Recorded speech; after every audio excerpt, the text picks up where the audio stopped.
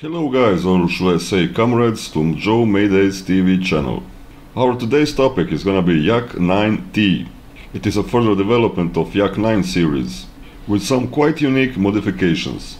Yak-9 itself was in production from 1942 to 1948, and overall 16,769 examples were built, and out of that number 14,579 were built during the World War II.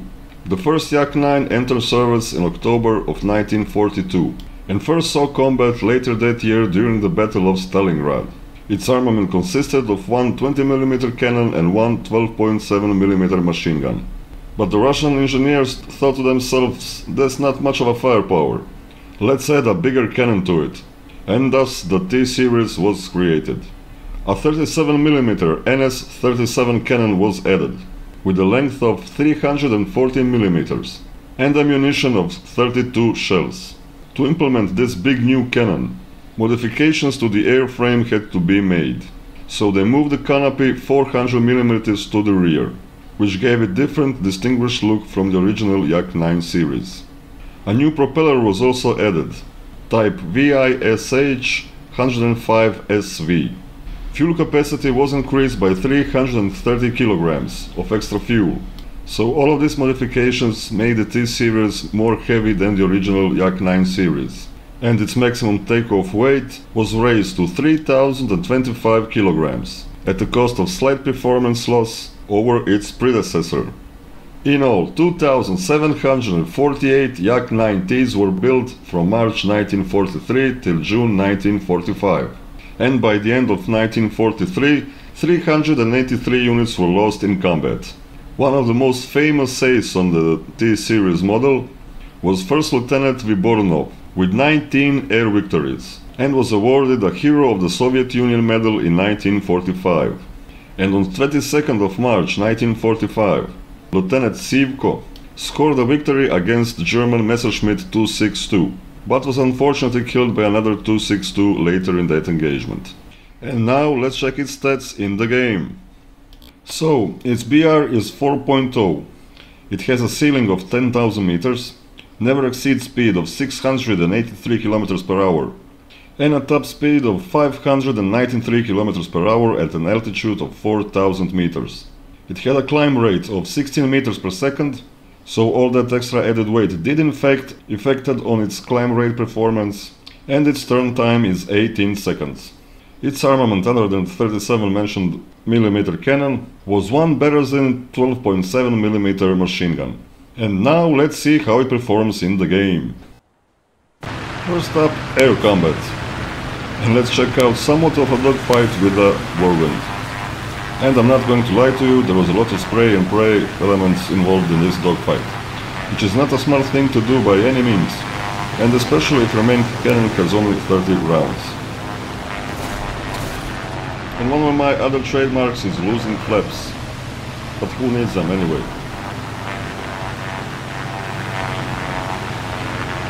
There were a couple of just near misses.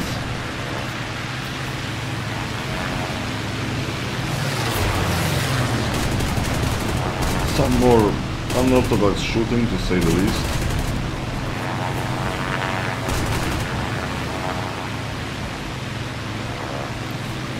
But patience did pay off, and after a lot of struggle I do get a kill.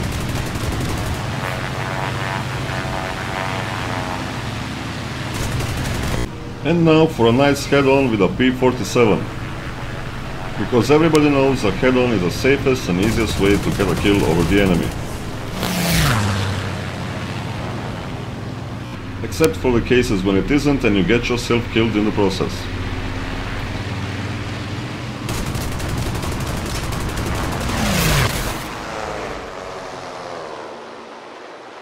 And for the next one I was chasing a whirlwind that crashed to the ground, but then to my left I realized there was a climbing Spitfire, who scored a nice kill.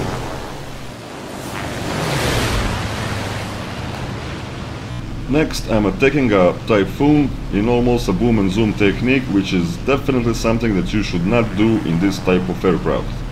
because of its relatively low never exceed speed.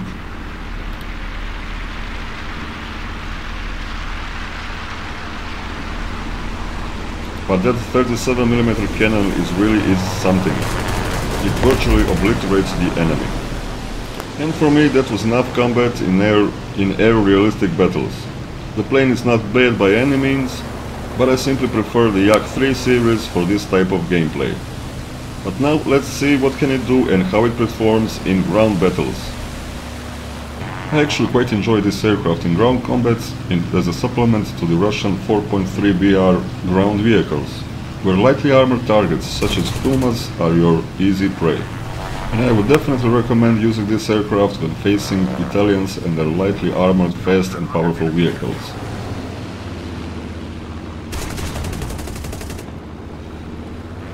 When attacking more armored up units, the best thing to do is to attack them from the top or from the rear.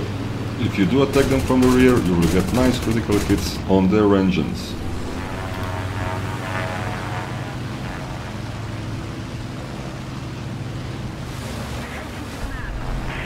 In this clip we can see some more critical hits, but no destruction of the vehicles, so we just get the assists.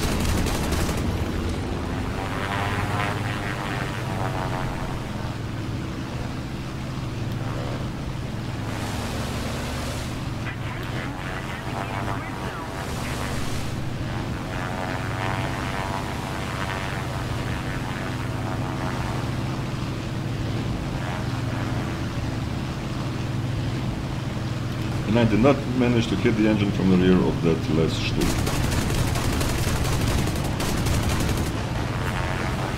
And now we have a nice example of a top attack causing crew kills and starting the fire on the Panzer.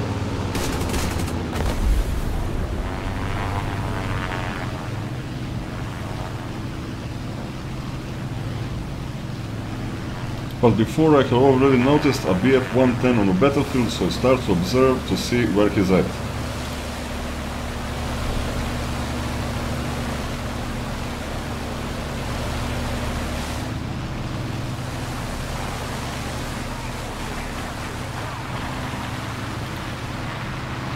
Well, I have learned my lesson the hard way, so no more head-ons.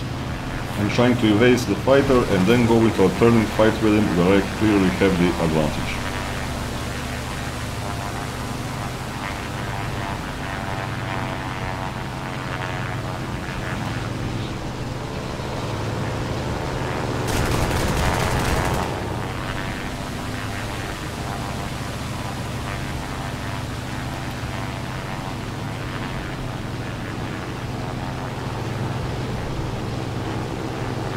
And now, if you don't want to see something horrendous, please do look away.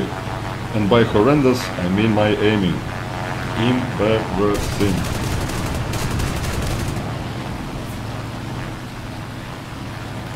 But in the end, he does go down.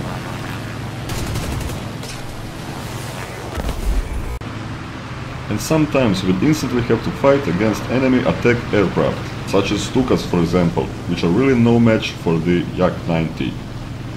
I would actually say that he deals with them quite easily.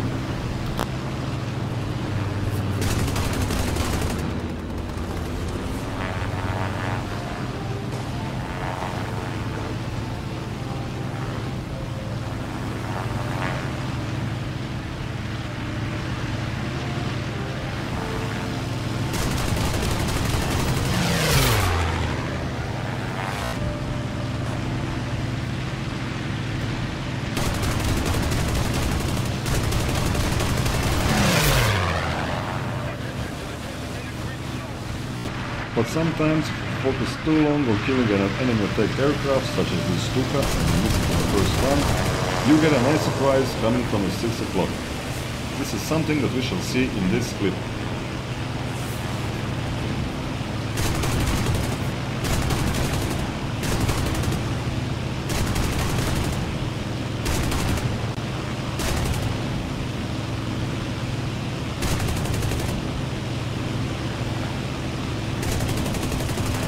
In the end, the target is down, but so am I by a Bf-109.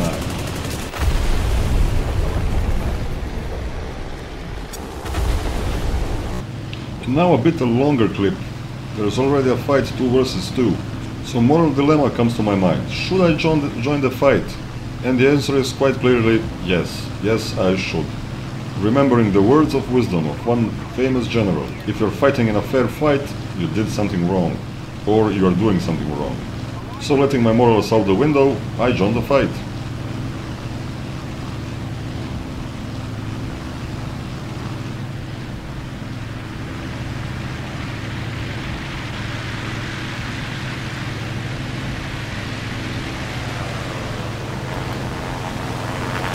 I managed to score a nice critical hit on a BF-109.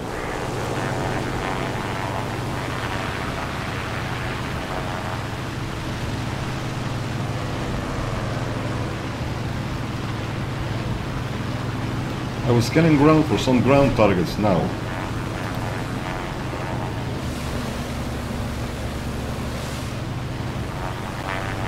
And I did not see at first that P-47 got into trouble with the BF-190.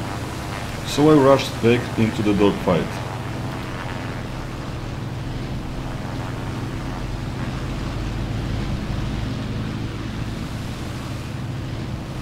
Scanning some ground along the way.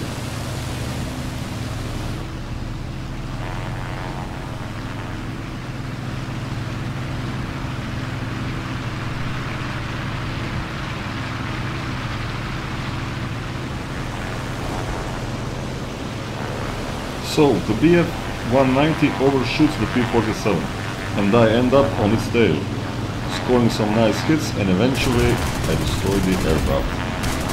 And that's how ground RP mainly is dogfighting again. But this plane in this mode is quite good at it, if you take on your opponent a bit off guard.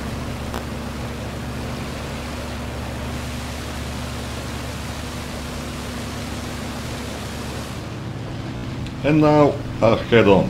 I know it's wrong, I just couldn't say no to it this time.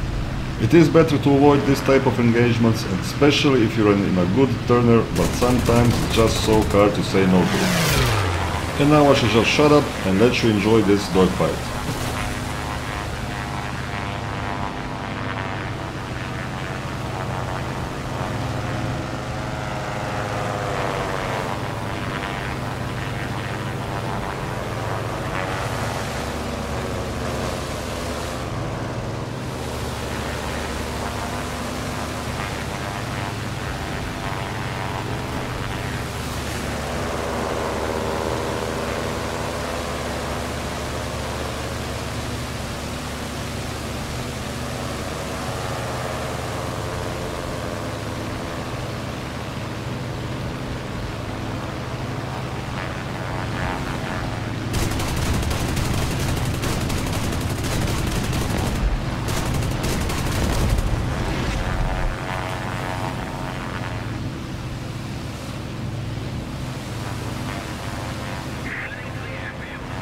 And now for the final clip from one of my favorite maps, the Normandy. On the first run there was really low possibility of penetration, but I basically just wanted to ping the enemy on the map.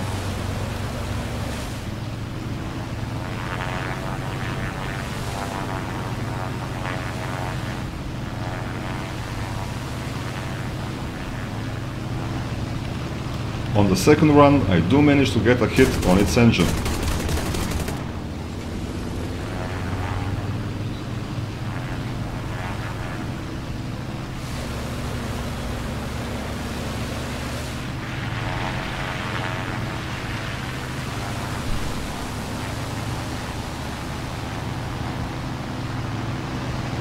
And then I just basically scan the area for targets.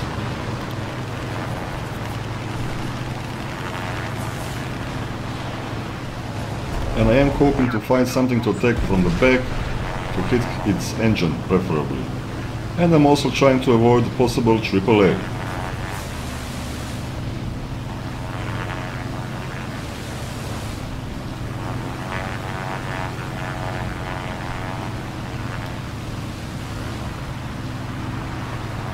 And then finally opportunity presents itself for a hit on an engine. And only then I notice the enemy aircraft, and dogfight once again it is.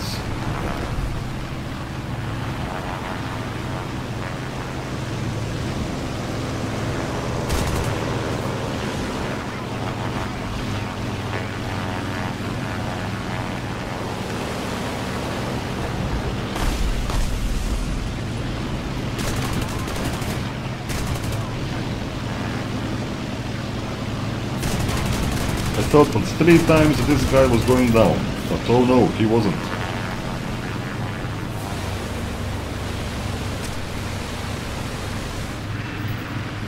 The fire went out and I had to go for another attack run. Taking once again shots from behind.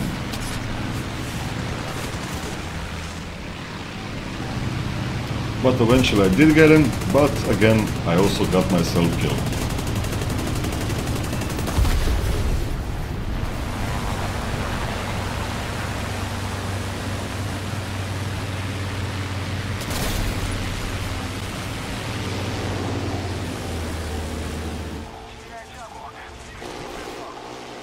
And that is all for today's video.